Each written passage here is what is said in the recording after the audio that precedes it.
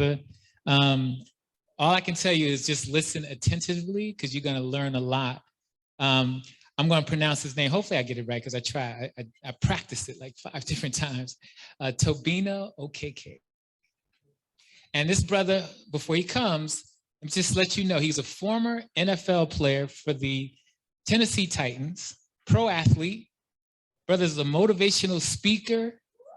He spoke at many, many different venues, including schools, churches, conferences, not-for-profits. But this brother is going to share with us. Actually, we're going to let you go on stage, brother, and speak from the podium, if you don't mind, because we want to make sure we get you front and center on the camera. But let's give it up for my brother, Tobenna Okeke. And he'll correct me if I'm pronouncing that wrong, but shout out to this brother, and thank you for joining us today, brother. Yeah, so it's Tobenna Okeke. Close though, close. Okeke, you dig? Man, I'm excited to be in front of you guys. We had a lot of great speakers today, and I'm learning. I'm soaking up everything, you know. And it's unfortunate. I was really hoping to meet a lot of more people that I met on Clubhouse. I was hoping to meet Richard, but like I said, I know he has a lot of personal things that are going on. But I'm excited to finally be here. You know, put faces to mouths, to voices. I feel like we all are. So it's a little bit about me. Like I said, I played in the NFL. I like to say this. Football is the best sport ever created, you know, and that sounds kind of controversial for some people, especially with the finals just ending. It was a good finals, you know. I wasn't rooting for Golden State, but you know, Steph did his thing. Nah, you know, they was winning too much for me. So, but no, like I think the NFL is the best league ever. You know, I got to play in it. You know, there's not too many leagues that let you physically hit somebody and get paid to do so, right? Like they give you money to hit somebody. Like, you know, I got to play in front of guys that we grew up watching. Ben Roethlisberger, Aaron Rodgers, Derrick Henry. Now I'm just not being on the field with these guys. I'm competing with these guys. Like, you know, it's just a surreal moment for me, especially because, like, if you would have told me that 20 years ago when I moved here from Nigeria that I would be able to be on that kind of stage with these kind of big time players like that, man, I would have told you you're lying. So like I said, a little bit about it. So I grew up in Nigeria, born in Nigeria, then grew up here in Houston. I got to see hard work first and foremost from my parents. I got to see what dedication, consistency, and work ethic looks like. We might not have had everything we wanted, but we had everything we needed.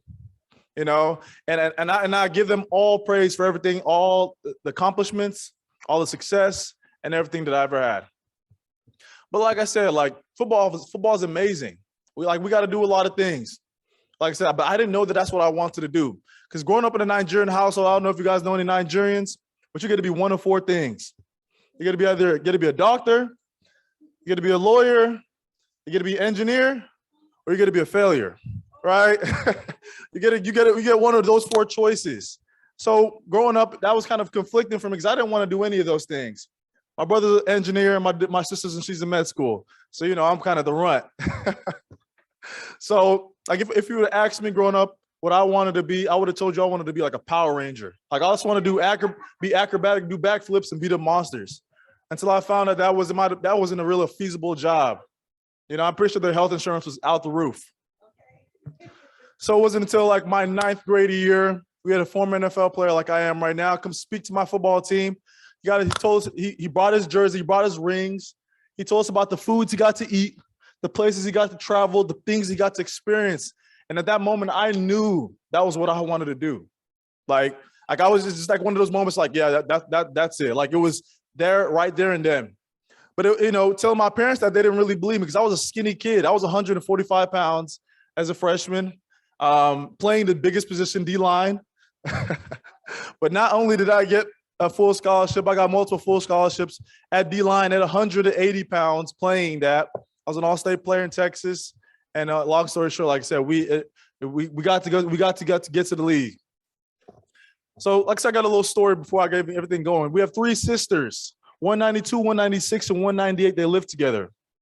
One night, the 98-year-old goes up to take a bath. As she's pouring water into the bathtub, she sticks her foot in. She screams immediately, "Hey, was I getting in or was I getting out?" The 96-year-old screams, "I don't know. Let me come help you." As she's walking up the stairs, she gets halfway and screams, "Hey, was I going up or was I going down?" The 92-year-old is just laughing at both of them. And she says, I hope I'm not like you guys when I grow up, and knocks on wood for good measure. She said, let me come help you guys, but first let me go see who's knocking at the door. There was a general theme in that joke right there, because each sister started a task or an activity, and halfway through that, as they were getting finished, they forgot why they were started. How many of us in here have started something? We had a goal or a dream, started something unfortunate we could not expect, deterred us, and made us forget why we even did what we did. I know that was the pandemic for a lot of people, right? Like the pandemic really threw everybody's dreams, goals for the year. Everybody got those New Year's resolutions, right? You know, those were already ripped up by February, right? Like the pandemic was a once in a generation type thing that doesn't really ever happen. Like we might not have ever go through something like that again, but it happened. Everybody had to adjust. Everybody had to adapt. I for sure had to adapt. One moment I'm getting ready to go fly to DC to go play a football game, and the next moment I'm sitting on the couch eating a Twinkie, wondering if I ever play football ever again. It was frustrating. I felt lost. I felt humiliated. I felt disappointed because, like I said, my dreams, my aspirations of playing ball, with everything I did growing up, everything I wanted to do was here, and it was taken away just like that, right? But everybody's going through those kind of moments. Like there's going to be moments in your life where there's going to be things like that shift you, that rock you, that you have to learn to adapt, right? And because it's as cliche as the statement is, but as profound it is, life is really only 20% what happens to you and 80% how you react from it, right? Everybody heard that statement before, right? But it's true. It's true. Because I'm here to tell you honestly, like, we don't have to let life really determine like how we really view ourselves, how we view our future. Like, we don't have to let life determine if we're winners or losers. We got to be a chooser today.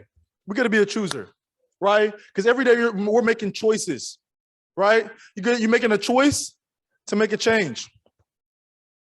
So I'm going to tell you about a little story about how adversity almost stopped me from actually even getting to that point. Because like I said, everybody likes to tell you about them playing in the league, the goods, the glams, the glory, the money, everything. Everybody likes to tell you about. They don't tell you about the hard parts. I'm telling you about the hard part, right?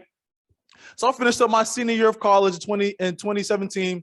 We just had the second biggest college turnaround of all time. We went from 1-11, we're the worst team in college football, to 10-4, and we ended up winning the Hawaii Bowl. It was crazy. It was crazy. We were ranked in the country top 15 defense. I led my team in sacks, second in TFLs, and I just started getting all these NFL agents started blowing up my phone. They're like, hey, you had a great season. We want to represent you. You have a chance to get drafted. Like, as a little kid, like I said, growing up, if you would have told me, like, when I was 145 pounds, that dream would have finally have came, I would have told you, like, I wanted it, right? Like, it sounded good coming out of my mouth, but now that it was finally here, like, I was excited. I was elated. I almost started tearing up. Like, I told my parents, they were excited because, like I said, now I can finally take care of them, right? They took care of me for so long. I can finally chance to buy my mom the nice house, buy her a nice car, right? Like that's the American dream. 6 months go by after gruesome training. Everything's great. The draft is finally here. If y'all don't know, the draft is a 3-day event, 259 picks. I sat down right in front of that TV for 3 days. I cut off all communication from everybody. This is my time. Like, I could have, the only person that had my number that could call me was my agent, my parents, and an NFL team, regardless. I had some teams texting me before, like, hey, if you're there, we'll pick you. If nobody gets you, expect us to give you a call. So I'm excited. Like, I sit in front and watch all 259 names get called, and mine was not even one of them. Like, at that moment, after sitting in front of the phone in front of my TV for 3 days and not hearing a call, it got so bad I called T-Mobile to make sure my phone line was still being paid for. Right? I was like, yo, is we good? They said, yeah. I was like, okay, right? Like, I felt humiliated because, like, at that point, everybody knew that I was training. I was good enough. I'm hearing in my head that I'm supposed to go to the league. Like, I'm supposed to be there. Like, I didn't have enough strength to call my parents and tell them that I didn't even get picked. Like, I didn't talk to them for a couple of days, right? Like, it was that feeling of humiliation. I felt lost again, like adversity. Like, how many times have we ever like just gave into something? We did what we had to do. We committed to the process. We trusted it. Like, we felt like we had the plan. We said it, and it didn't go the way we wanted, right? It didn't. That's gonna be life. That's adversity. I like to call adversity is like that jealous friend. We're gonna call that jealous friend Becky. Adversity is gonna be Becky today. Like you did. Like adversity is gonna be Becky today. Becky's that one friend that you just tell something, tell your goals and dreams, and it just laughs in your face. Like that jealous friend, right? Like it's like, yo, what's up? Adversity's Becky. She's that friend that you running in the park, you running to work out. She intentionally sticks her leg out there and you trip and fall, right? Like you just like what's up? Like she's in your ear whispering, telling you like, do you want this? Like, do you think you can do it? Like she's consistently downplaying your dreams. That's adversity. So at that moment, like I said, I didn't get drafted. I was upset. I was lost. I felt humiliated. Everybody's asking me to get picked. I was like, man, I'm trying to divert the question every time. So the next morning, as I'm going to church at 9 a.m. in the morning, my agent calls me. He says, hey, I got good news and I got bad news. Good news is that the Tennessee Titans want to bring you in for a minicamp. Bad news, you didn't get drafted. I was like, a minicamp? So essentially a minicamp is just a 3-day tryout. All you can for 40 players, drafted, undrafted. So I'm already being with guys thinking I'm supposed to be there. And he says, but at that moment, I stop everything I do and I fly out to Nashville, Tennessee. As soon as I get to Nashville, I sat in my hotel room and I said to myself, I'm not leaving this field, this stadium without a contract. Like I made that bold proclamation to myself. I wrote it down. I said, I'm not leaving here without a contract. Like you have to be that kind of bold when you want to do big things in life. When you're trying to step out of defeat into greatness, you have to make bold proclamations like that. Like I said, it's only crazy until it's done. Like some of us kind of just let life do whatever it wants to us, but we have to have some kind of intuition ourselves, knowing that if it's gonna get done, we have to do it. Whether it happens the way we want it or not, that's up to life. Because at that moment, like I said, most people can sit down and let the life defeat them. Most people can really let life beat them down, or they can really rise up to what they really want to do and really choose themselves every day. Because there's no difference in great people and regular people. There's regular people, but they choose themselves. They choose to show up every day for themselves, right? Like that's the difference between the people you see, your celebrities, the athlete, the pro athlete, because everybody born equal, but some people work a little harder, right? I don't think y'all got that. Everybody born equal, but some people work a little bit harder. So after the first day of practice, I'm out here running crazy. I'm feeling like a madman. Like I'm really feeling like a madman. I didn't care what the coaches, I didn't care what the players thought. I didn't care what my teammates liked me. I didn't think that I was good. I wanted the coaches to see that I wanted to be there. I wanted it bad. Like I was diving on the floor, running, making tackles. I might have hit somebody I shouldn't have, but it didn't matter. Like coaches want to see the effort, and I'm gonna make sure that they saw that they made the wrong choice. So after the first practice, coach has a meeting. He brings everybody up. He says, who's 53 and where you from? I immediately stand up. I said, my name is Tobenna, Okeke, Fresno State. He says, son, you had a great day of practice. You set the tone. We liked what you saw out there, and that's what we want to see. He says, but let's see if you can keep it up. Like at that moment, I was challenged, not by a coach, I was challenged by myself. Right, I could take that instant gratification that I felt like I should have deserved for the beginning and been okay with it, that little small piece. But I knew that wasn't why I was there. That wasn't the contract that I wanted. He didn't offer me right there. He gave me a little gratification. Some of us, when we get a little bit of a success, we fall. We get a little content, right? Like we let the whole end goal go because we get a little bit of happiness. Nah. So I chose to keep my foot on the pedal. I chose to keep even going a little harder. Like they gonna know my name. Last day happens. I go have a great weekend of practice. Last day comes.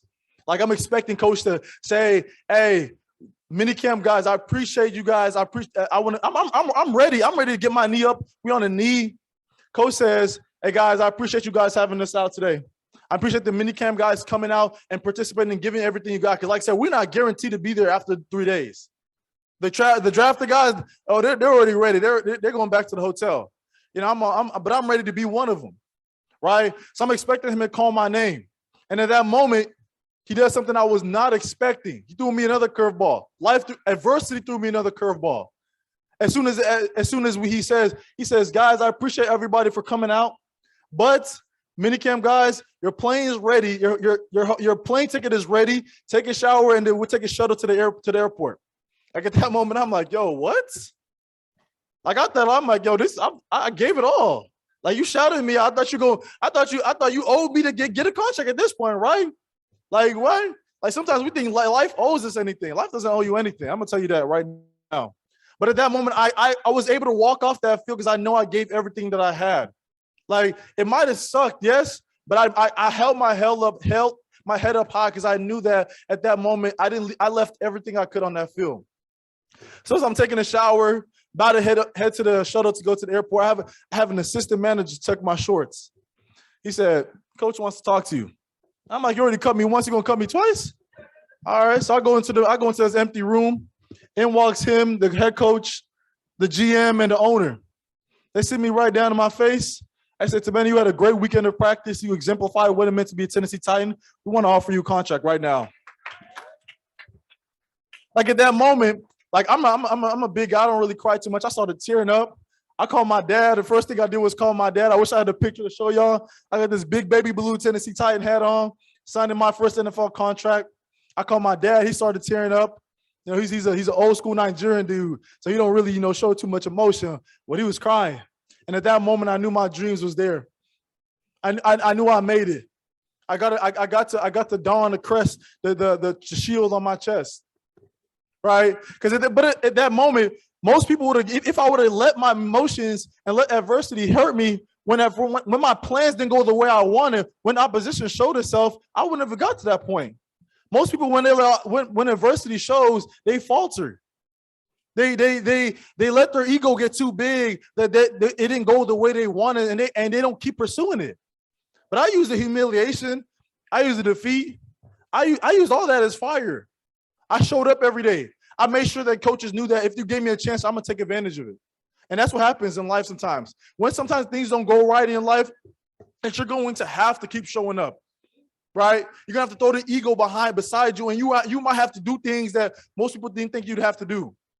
Right? And in that moment, I knew like life wasn't really happening to you, it's really happening for you. Right? Like, but we don't like to see that because we like everything to be black and white. But trust me, life's not black and white.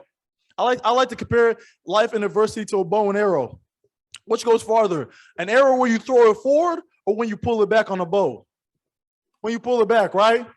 Every time you're pulling the arrow back on the bow, each time you're pulling back, each time you're pulling that, each stress, each pressure, each friction, that's adversity, right? But if we break under the pressure, we're not even gonna go far. But I promise you, each time you're pulling it back, it's creating kinetic energy. That kinetic energy is really gonna take you where you want to be because it's gonna cut through the distractions. It's gonna really cut through if you want it or hard, bad or not. Because if people say they want it, but most people aren't willing to work hard to achieve it. Right? So that's what I say. Life is like a bow and arrow. You're gonna have to go through some things. It's not gonna be easy. Like as a cat, we all know caterpillars, what they turn into? Butterflies. But what happens when they're in that cocoon stage, right? What do they do? Struggling. What happens if you try to take a butterfly, a caterpillar out of a cocoon too early? It dies. Right? So you need a little struggle. You need a little struggle. Like it might seem from the outside world like you're hurting, but trust me, you're growing in there. You're growing through your situation, right? And my story isn't any different than most of you guys. Everybody in here has some kind of feel-good story. Everybody here has some kind of adversity that they're going through in their own personal life. I'm just name a couple of heads. We all know Walt Disney, right? Man, we all know Walt Disney, right? He created Disney, the whole big company, conglomerate. They own everything these days. Right, but if he would have quit, like his first job, he got fired because what? They said he wasn't creative enough. Like that sounds blasphemous to this day when he's created one of the most happiest places on the earth. Disneyland, Disney World, we got Disney Plus, Disney Channel. Man, like I said, they own everything. Yeah, exactly, right. Everything you can do, you can think of. Right. I don't know if anybody know who David Goggins is. Does anybody know who David Goggins? Yes, that man's a certified. Man, he's crazy, right? there's crazy, then there's Goggins. But he, like I said, David Goggins' story is so profound because, like I said, he grew up in poverty. He grew up in abuse. He grew up obese. But now he's a Navy SEAL. He's one of the only two people. He's the first person ever to complete the Navy SEAL training twice and Army Ranger School. He has world records. He completes ultra marathons. But he told himself, growing up, he didn't know that he wanted to be there. He didn't know what he wanted to do. He knew that he just wanted more out of life. Like he knew he wanted more because what he was going through, he just felt right. And some of us know we want more sometimes, but it doesn't hurt hard enough for us to keep going. Like sometimes we're okay with being content where we are because it feels good, right? It feels good in the moment, but it doesn't hurt hard enough for us to change it. And I want you guys to understand that it's sometimes you got to put a little pressure on yourself because you can't grow unless you're uncomfortable. You can't learn something unless you're uncomfortable. What they say, you need 10,000 hours to learn a skill. Some people won't even put 10,000 hours into that. But we could put 10,000 hours into our phone, though. We could put 10,000 hours into TikTok, into Instagram, into everything that really isn't making us money, right? I think Flame said something about don't ever use credit if it's not making you money. Why are we using our phones if it's not making us money? Like everybody uses their phone for everything but that. We got the smartest computer in our hands, but we don't use it for that, right? So there's something called in football called film study. After every game, coach usually goes over the things that you did wrong, did right, what you can correct, what you can get better at, what we can even tweak.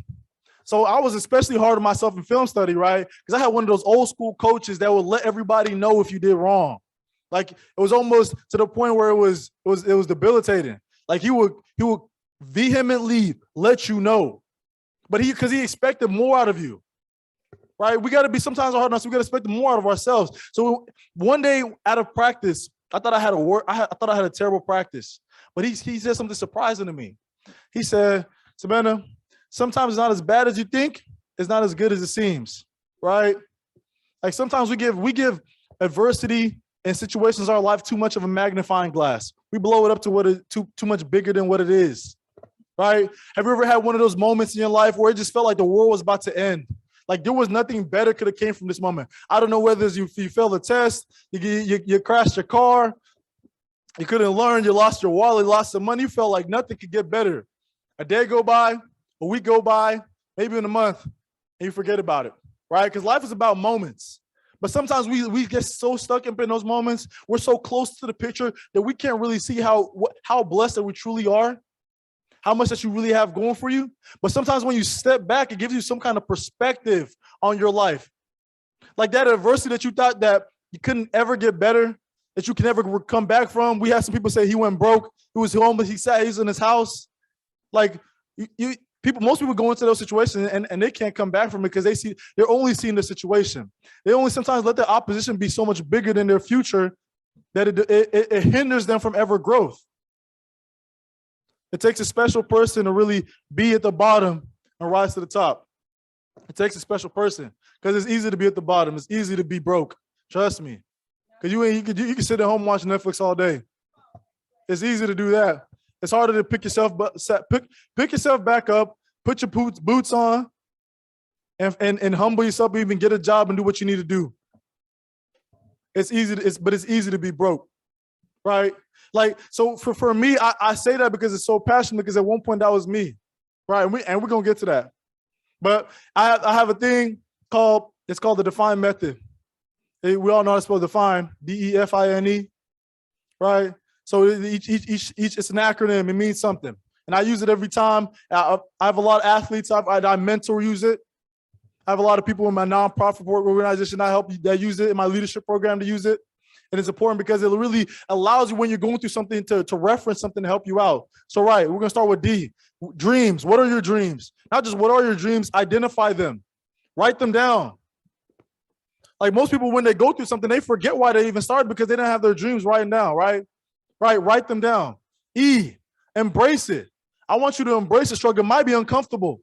It might be uncomfortable for a day. It might be uncomfortable for an hour, but eventually you're gonna have to face it. Most people try to run away from the adversity because it's too hard. Have you seen in those movies like the Freddie and Jason movies where everybody's running away and Freddie and them just walking? They're just walking, right? Like the main character, they stumble, they fall down, and what happens, right? Freddie and Jason get them. That's what happens with us. Sometimes we run away from our adversity and dreams. Sometimes we run away from our adversity so much. What happens when it gets us? We're so tired when it finally hits us that it hurts even more. So stick in it. Don't run away from it.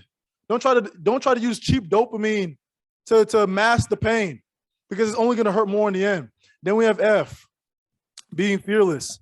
And I want to understand this, but being fearless doesn't mean not being scared. This means that when scare and opposition comes, that you're not running away. Most people think that when they have dreams and things that they think is beyond them, that they can't do it. They're scared. They think they don't have the resources enough or the smarts enough to finish to get where they want. But we're in this atmosphere right now. If you don't know, you don't know. I'm hoping everybody was taking notes today because there was a lot of gems put out today. But if you want to achieve something, if you want to become financially free, I know everybody said they want to be financially free. That you gotta start moving. You can't have analysis paralysis and just think about it every day. That you got to be fearless. You got to continually show up for yourself, right? Then we have I. You got to be intentional with your time, right? I say this: saying yes is expensive. Sometimes, like I said, we can't pour into others from an empty cup. So we have to continually choose ourselves sometimes to really build ourselves up. Like if you really want to learn a skill, you got to cut off Netflix, you got to cut off your phone, got to cut off time with others. Doesn't mean cut them off permanently, but that just means at the time of the being, you got to really let yourself grow first before you can help somebody else. Like if you want to really be financially free, you got to learn skills.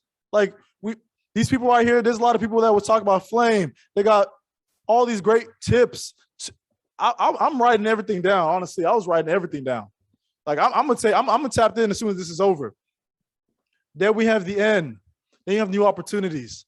They said the worst thing you can do is stay in something that isn't working.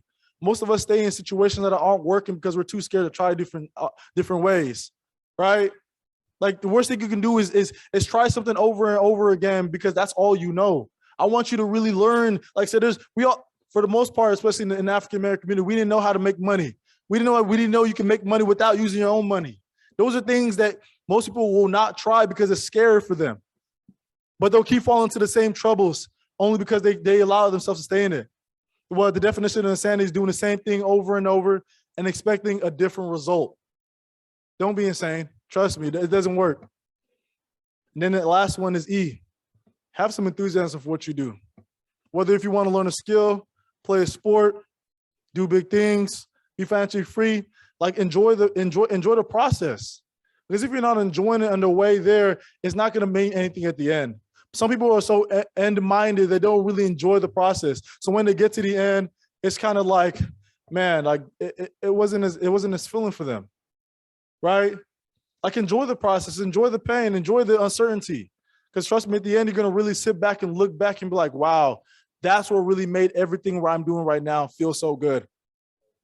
Like enjoy the process, right? I don't even like to call myself a motivational speaker sometimes because motivation is like icing. Like it tastes good, it looks good, it feels good, but it's not filling.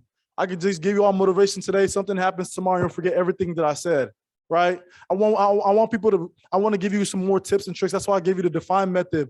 And I usually go over that a little bit more. I know, but for time constraints, I shorten it down. But I want you guys to have some kind of bread, some kind of filling, some kind of wholeness. Because motivation ain't enough. Discipline and consistency is going to get you there.